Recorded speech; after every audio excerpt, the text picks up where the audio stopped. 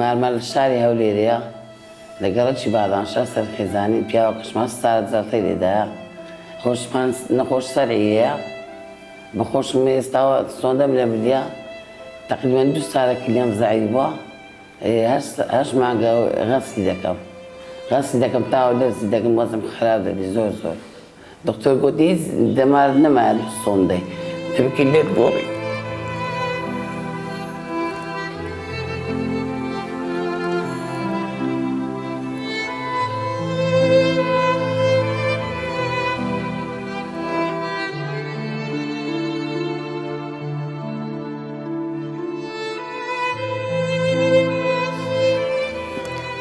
توانە کلێم نەبوو کلێم گۆڕم بەس ئەو کچەم گوتی دا کلێ دەدەوێت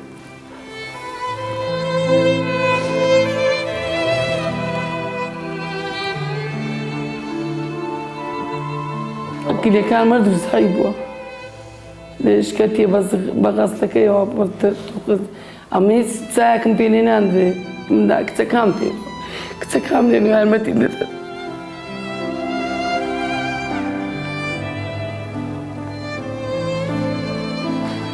ساعات دەستە غەسلیمە هەفتەی 2 جارە وەڵا خەویشم باش نییە زۆر دەنوومە هەر دەستمەوە بێتاقەتم خواردنم کەم پێدەخورێ هیچ خواردنم نەمایە ئێستاوە سەر ڕۆژەکەتیمە هیچ خواردن عادەت تێک دەچی خواردن پێ ناخورێ زۆر بێتاقەتم ئەو خواردن پێشان دەخۆ ئێستا بە 3 چەمچان جەماوەندە پێ ناخورێ زۆر بێتاقەتم زۆر خەمی دە خۆم نازم خەوی لەوەی بخۆم لەوەی بخۆم لە خۆم ئێستا منجامم ساغ بوو ئێستا مش نەخۆشم هاتمە ڕێزیەوە وڵی ئەو پیاوەکەم بەوە 200,000 هەیە 650 هەیە ئەگەی مسلمانیش یارمەتیمان دەتەوە ئەو خانێش خێرخواز وێیانکردنی بەخوای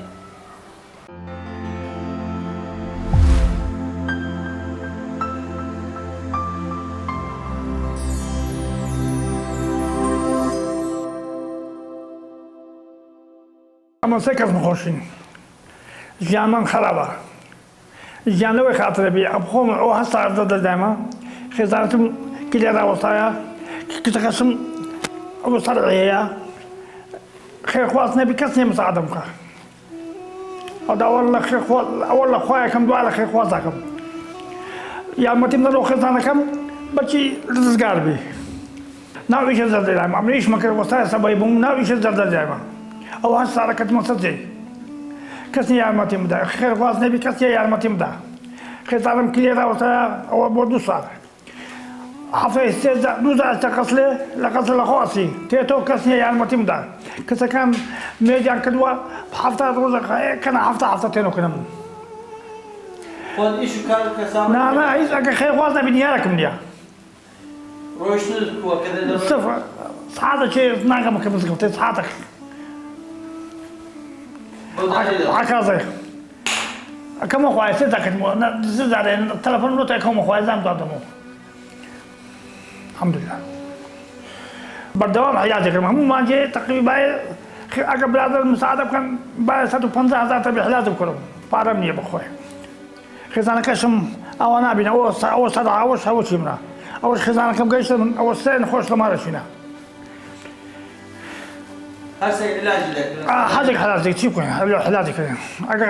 یارمەتیم نەدەن دەچێ بینم پێویستی بە عەمەلیاتە پارەشم نییە فازەکان خێرخوازێک ڕۆی کردینە بەس بەخوای پارەم نییە تا بەما دکتۆرش پیاڕێکی زۆر داوا لێکەین لۆ عەمەلیاتی پارەم نییە داوا لە خێرخواز ئەوە لە خوایەکەین دوای لە خێرخوازەکەین یارمەتیم بدەن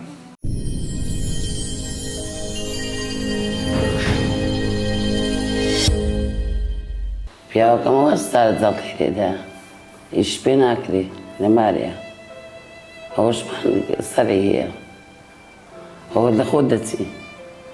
تقریبا ئەوە جاروێ 20 دقەی پێێتە جاروێ نیست حال پێ دەچێتە بە خۆت دێتەوە سەری هەیە نازانێت خۆی بشوایە دەبیای بە خۆی عیلازی بدەینێ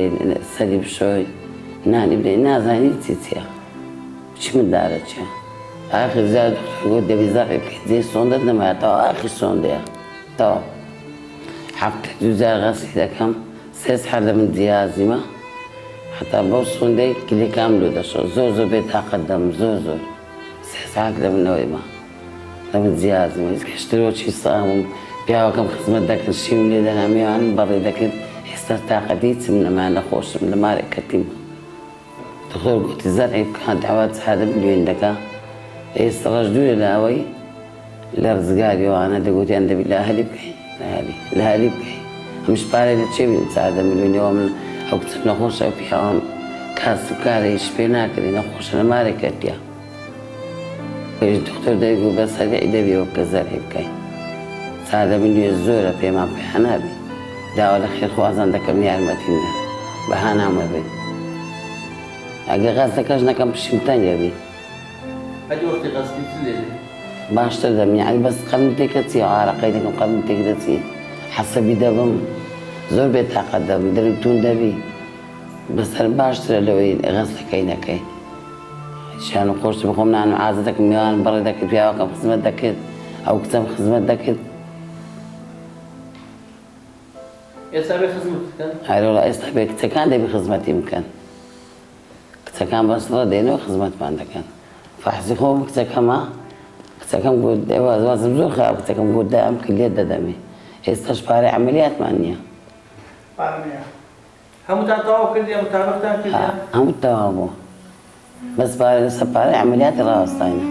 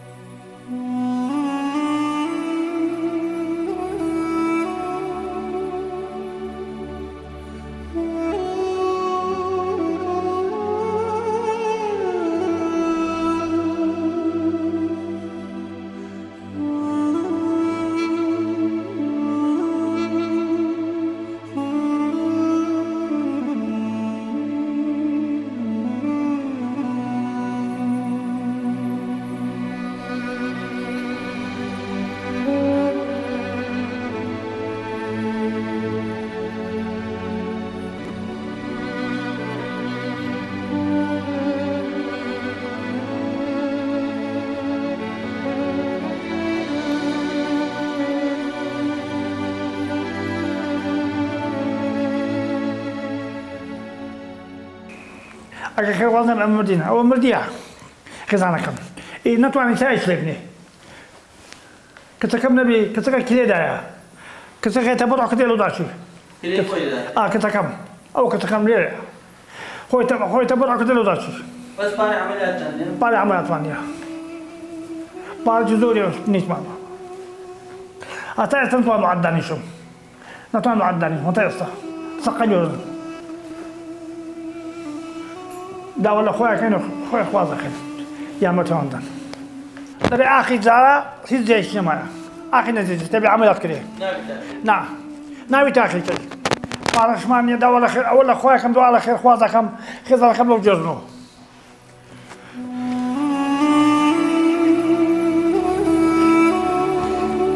ئەو لە خێر خواز دەکەم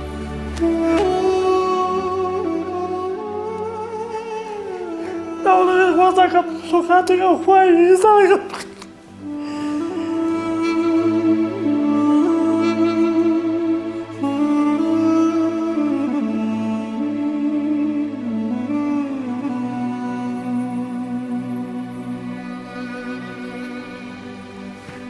تعالى غير خوازكم لخاطر أخواني غزالكم جرنوا كسي غزبتك أبو زين قلت ما أجلس أبدا كنت كم رابط خسارة كتير بخوان كنت كم لا كنت سايق بته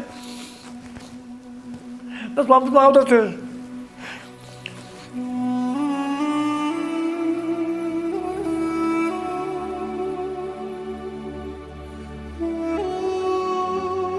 داکم بابم و خوشکەکەم هەرسێکیان نەخۆشن پێش ئەوەی داکم نەخۆش بی وەزعمان باشتر بوو پێش ئەوەی بابیشم نەخۆش بی هەر وەزعمان باشتر بوو بابم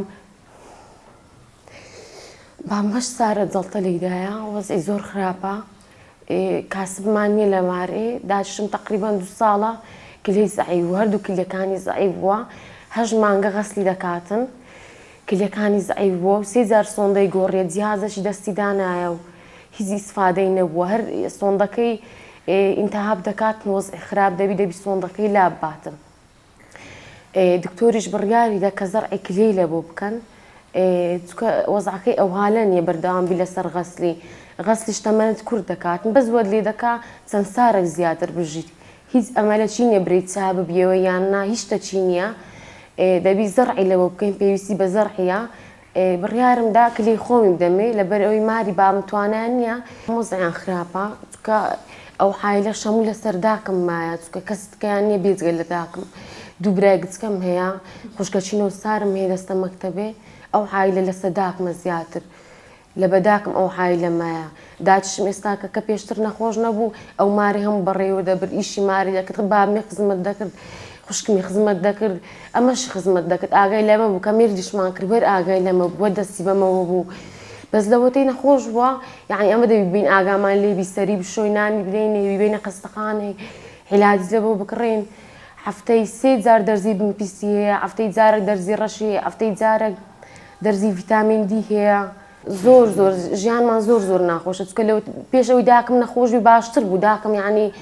وەی لێکردبوون خەمی نەخۆین کە بابمان نەخۆشە هەستی بەوەی نەدەکردەمە بابمان نەخۆشە وەزعمان خراپە بەس لەوەتی داچشم کەتیە وەزعکەمان زۆر ناخۆش بوو یعنی وەڵا ئەگەر ئەمن بێمەوە لە بۆ خزمەتکردیان چونکە هەر سێکیان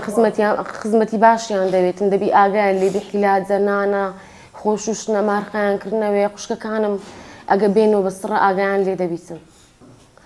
زۆر زەحمەتە سێ نەخۆش لە مارە چی هەم لە ڕووی ئەوەی کە خزمەتیان دەوێ هەم لە ڕووی پارەی چونکە زۆر زەحمەتە حیلاجی بابم گرانە تقریبان ئی بابم مانگانە 150 ئیداکم دەوری 300,000 ئی خوشکەکەم بای 50,000 حەبی سەرعی دەوێتن ئیداکم گورچی لێ ئی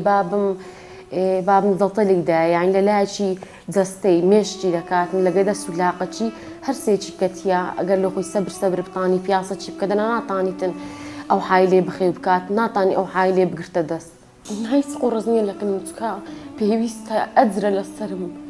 ئەگەر بمتانی بە زیاتریشم لە بۆ دەکرد ئەگە خەم بە نەمدەویست یعنی ئێستا کە بێتن کەسێک یارمەتی بدە هەرچم لەدەست بە ئەوەی لە دەستم هاتیە پێم دەکرێت لە بۆم کردیە هیچ کەم نەتواناینێ لە بۆی بکەم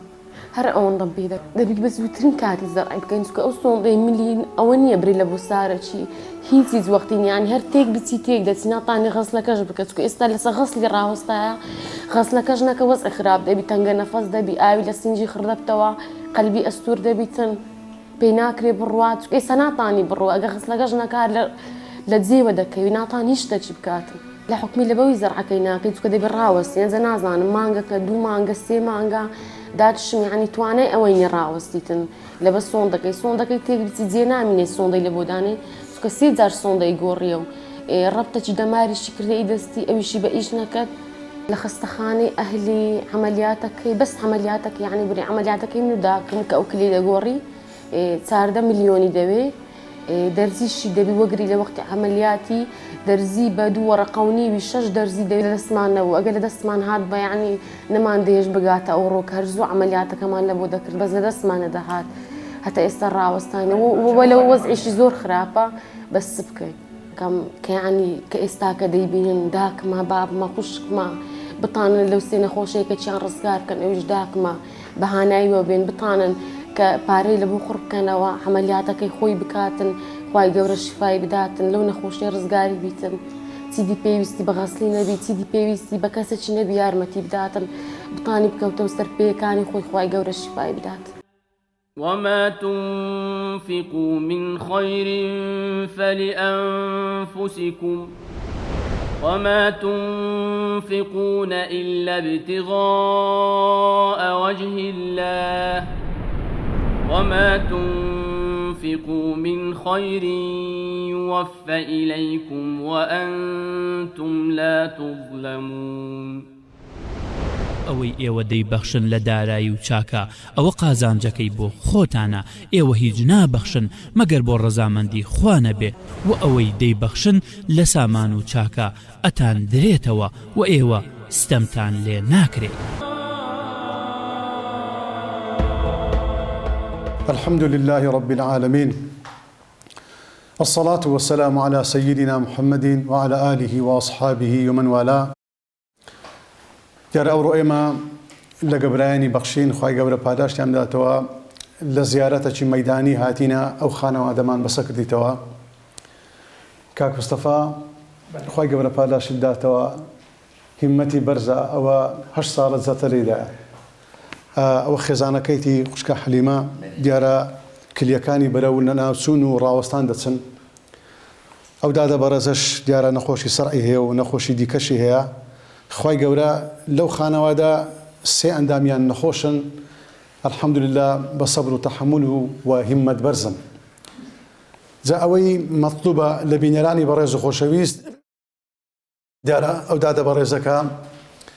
کلیەکانی بەرەو نەمان و ڕاوەستان دەچن، پێویستی بە هیممەتی خێرخوازانە. بەڕێزان و خۆشەویستان، ئینسانێک کە کلیەکان لەدەست ئەدا کەواتە یعنی کۆتایی بە ژیانێ دێ و دەمری. بەڵام کە کەسێک دێ هاوکاری ئەکا لە مردن ڕزگاری دەکا. خوای پەروەردیگار لە قورئانی پیرۆزدا دەفەرمێ ومن ئەحیاها فكأنما أحيا الناس جميعا. ئەگەر کەسێک لە مردن ڕزگار بکە، خوای گەورە دەفەرمێ وا بزانە کە هەموو مرۆڤایەتی بەگشتی ڕزگاری کردووە. کەواتە چ لەوە گرنگتر و مهمترەیە تو ئەگەر مرۆڤێک ڕزگار بکەی، خوای پەروەردیگار وات بۆ لە قەڵەمەدا کە هەموو سەرجەم مرۆڤایەتیت ڕزگاری کردووە. ئەنجا چێ هاوکاریکردن بی لە ڕووی مادی، هاوکاریکردنی لە ڕووی پەیداکردنی ئەندام، یاخۆر کەسێک لە خنکان، لە هەر شێوەیەک زانانی مفەسیر دەفەرمون بە هەر شێوەیەک ئینسانی ڕزگارکەی ئەم ئاەتە پیرۆزە دەگریتەوە. جا پێغەمبەرمان صلی الله عليه وآله وسلم دەفەرمێ ئەحەب الأعمال إلى الله، چاکترین کردەوە لای خوای پەروەردیگار سرور تدخیله على مسلم، خۆشیەکە بێخیە دڵی مسلمانێک. جا خێرخوازە بەڕێز و خۆشەویستەکان، ئەمڕۆ دنیایە و سبەینی قیامەتە. ئەم خانەوادە بەڕێزە چاوەڕێی هیممەتی ئێوە دەکەن. هەر کەسێک کە دەیەوێ لە خوای پەروەردیگار بە نێزیک بکەویتەوە بە هاوکاری هەژار و ڕەشوڕوت و نەخۆشەکان بدا. و ئەو کەسانێک کەوا نەخۆشیان هەیە بە هاوکاری نەخۆشەکان بکەن هەتا خوای پەروەردیگار شیفای نەخۆشیان بدا. پێغەمبەرمان صلی الله عليه وسلم دەفەرمێتن داوو مەرضاکم بالصەدەقە، ئەگەر نەخۆشتان هەیە سەدەقە بکەن تیماری نەخۆشەکانتەکان، یعنی چارەسەری نەخۆشی ئێوە ئەوەیە، ئێوە چارەسەری نەخۆشی خەرچی بکەن. بەڕێزان و خۆشەویستان، ئەگەر دەتانەوێ لەو هەموو بەڵاو و موسیبەتی ئەو زەمانێکە هەیە ڕزگارتان بی و تەمەنتان درێژ بی، هاوکاری نەخۆشان بکەن. پێغەمبەرمان صلی الله عليه وآله وسلم دەفەرمێ الصدقة تدفع البلاء وتزيد في العمر. پێغەمبەرمان دەفەرمێ صلی الله عليه وسلم سەدەقە کردن، خێرکردن بەڵاو موسیبەتان لەسەر لادەدا و تەمەنیشتان زیاد دەکا. ئەوانە فەرمایشتی پێغەمبەرن صلی الله عليه وآله وسلم. کەواتە ئەی خۆشەویستەکانم، ئەوە پێغەمبەرە صلی الله عليه وسلم سوێن دەخوا دەفەرمێ ماڵی سەدەقە کەم ناکە، کەواتە ببەخشن هەتا خوای پەروەردیگار بەسەرتاندا ببەخشێ. خۆشەویستانم، بەرنامەی بەخشین معلومی هەموو لایەکتانە لەو ڕۆژەی کە دامەزراوە هەتا ئەو لەحسەی دەگەدابی لە خزمەتی هەژار و ڕەشوڕوت و نەخۆشاندا بووە کە سومعە و پێگەیەکی تایبەتی هەیە لە ناو مجتەمەعی ئێمەدا، کەوا چەندین خانووی بۆ فەقیر و هەژار و ڕەشوڕوتان دروست کردووە، کەوا لە ڕەمەزاناندا دڵی زۆر کەس خۆش دەکا، لە جستاناندا ئەو ماڵە ساردانێکەوە سەرما و سۆڵیان لێیە بە نەفتی خێرخوازانی بە ئێوە ماڵەکان گەرم دەکاتەوە. دڵی دایکە یەتیمەکان خۆشەکە، خەندێ دەخێتە سەر لێوی منداڵە بێ باوکەکان. جا خۆشەویستان، ئێمە چاوەڕێی هیممەتی ئێوەینا، خوای گەورە پاداشتان بداتەوە و هیوادارین فریای ئەم خانەوادەیە بکەون بەرکو ئەو دادە بەڕێز و خۆشەویستە لە مردن ڕزگار بکەن. إن الذين يتلون كتاب الله وأقاموا الصلاة وأنفقوا مما رزقناهم سرا وعلانية يرجون تجارة لن تبور. ئەوانەی کە قورئان دەخوێننەوە و نوێژەکانیان بەرپا دەکەن و لەو ڕۆزیەی پێمان داون بە ئاشکرا و بەنهێنی دەبەخشن، ئەوانە بەو کارەیان بازرگانیەک دەکەن کە زیان ناکات و لەناو ناچێت.